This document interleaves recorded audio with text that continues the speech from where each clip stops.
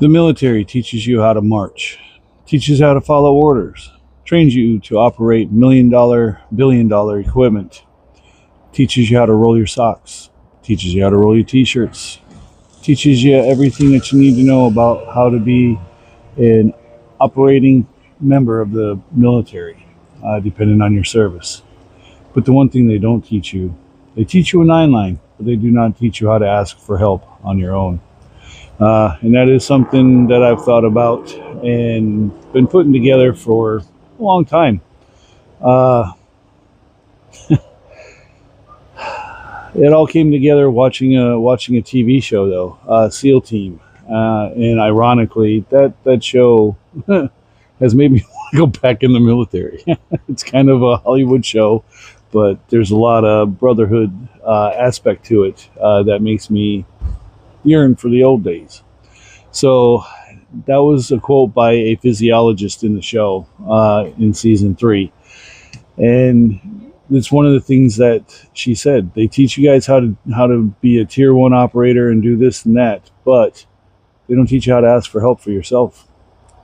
And I think that it goes across the board, because we're really not taught to ask for help for ourselves. We're taught to work the problem, work through everything, and come to the other side and do it on our own or as part of our team.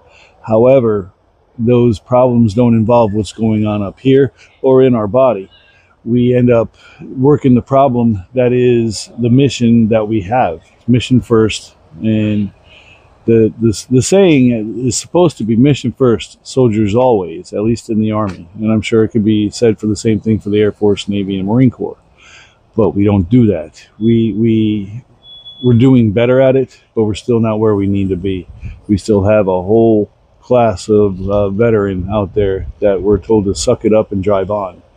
And that's not a bad thing to say, but you've got to put a little PS on there. If you can't handle what you've got going on, please reach out, get some help. We're starting to do that better. The veteran community is starting to band together and try to put back a semblance of the camaraderie that we had, that we can do on social media, and trying to set up veteran get-togethers and all that good stuff. That's going on, and I'm happy to see that. So anyway, this is Red Friday. Please remember, everyone deployed. We have people all over the planet doing inherently unsafe jobs. We have what's going on over in Europe. We have our troops that have been there since during World War II and after World War II, and units that go over to help train up our allies, get some training themselves on the European landscape. And we're also watching what's going on between Russia and Ukraine. Side note, North Korea has been pulled back. They're taking an operational pause in Ukraine. They updated casualty reports. It was about 270 dead and a few thousand wounded. So they didn't get mauled as bad as what the initial reports were. But they've been pulled back to take a break and possibly move and see what else they're going to do. Slide down to the Middle East. Syria has attacked into Lebanon. New government already getting things done that they want to see done, fighting Hezbollah, because Hezbollah was involved in their civil war. So they've pushed into Lebanon now. There's there's Syrian dead, Lebanese, and Hezbollah dead, and some prisoners on both sides. Kind of a messy situation. Gaza and Israel, Hamas and Israel continue to work through their ceasefire. There's some cracks appearing. The Houthis have pretty much stopped their attacks on commercial shipping, as they said they were going to do, because the war between Israel and Hamas has been ceasefired. Iran just commissioned their first carrier. It is not an aircraft carrier. It is a drone carrier, and it is a converted, looks like oil tanker with a British Navy. The ramp jump jet deck for getting aircraft off the deck. The Chinese use it too on a couple of their carriers. But they just launched that. That puts an interesting dynamic into the Middle East, and if they try to project any power anywhere else. Sub-Saharan Africa is wash, rinse, repeats. Nothing much going on over there. In Asia, you have another war game going on between the U.S., Japan, and France. And it's the first time that I can remember in a very long time that it's been three different carriers in action over there that are not U.S. So there's a French carrier, Japanese carrier, and a U.S. carrier. So pretty interesting there. There's some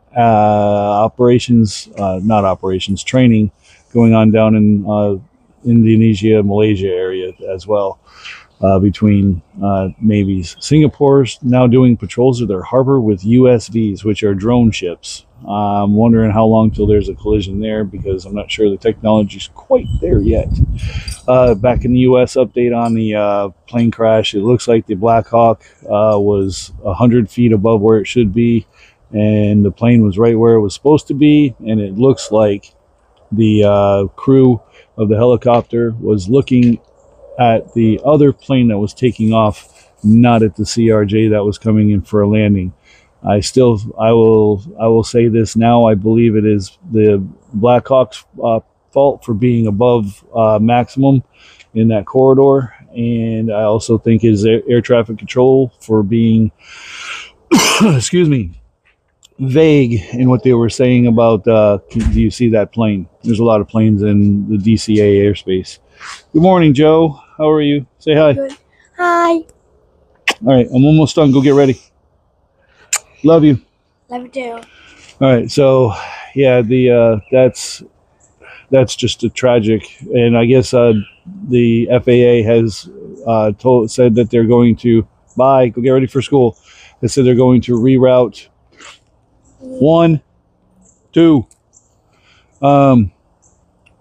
that they're going to reroute the helicopter corridors away from the airport, which I think is a good idea. So anyway, I'm going to call it there. Oh, also there was a plane crash in the Philippines that killed a U.S. military member. No idea on what service, but they were transporting Filipino contractors somewhere, and the plane crashed. So that's a sad note there for our forces over there. So we're pushing 7 minutes and 30 seconds. I'll get out of here. This has been day 1505, 22 for 22. Good morning. Please stay in your fight. Do not quit. If you feel like unaliving yourself, please tell yourself not today.